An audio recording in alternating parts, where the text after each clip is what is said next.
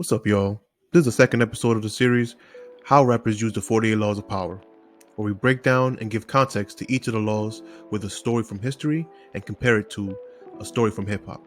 The first episode is in the description below. If you enjoy analysis videos, make sure to hit the like and subscribe button. Now let's get into it. Second law of power: never put too much trust in friends. Learn how to use enemies. Be wary of friends. They'll betray you more quickly, for they are easily aroused to envy. They also become spoiled and tyrannical. Hire a former enemy, and he'll be more loyal than a friend, because he has more to prove. In fact, you have more to fear from friends than from enemies. If you have no enemies, find a way to make some. To understand this law more deeply, let's get into how it's been applied throughout history. In the 1970s, the United States was in the midst of the Cold War with the Soviet Union.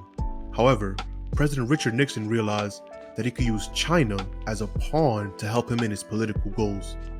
Despite China being a communist country, Nixon saw an opportunity to strengthen his position against the Soviet Union by establishing a relationship with China.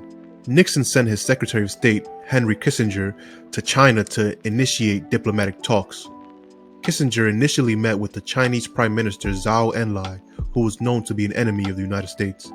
However, Kissinger realized that he could use Zhou to his advantage by appealing to his desire to gain power and influence within China. Cultivating a relationship with Zhou helped the United States establish diplomatic ties with China, which allowed for the shift of the balance of power in the Cold War and ultimately led to an easing of tension between the two countries.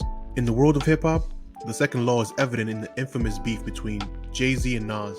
In the late 1990s, Jay-Z and Nas were two of the biggest names in hip-hop, as they were both competing for dominance in the industry.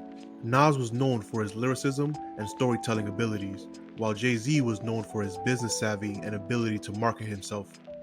However, the two rappers had a long-standing feud, which culminated in a series of diss tracks and public insults.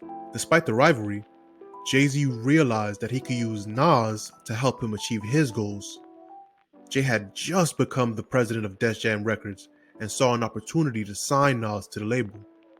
Despite their feud, Jay-Z managed somehow to convince Nas to sign with Def Jam, which helped solidify Jay-Z's position as a dominant force in the music industry.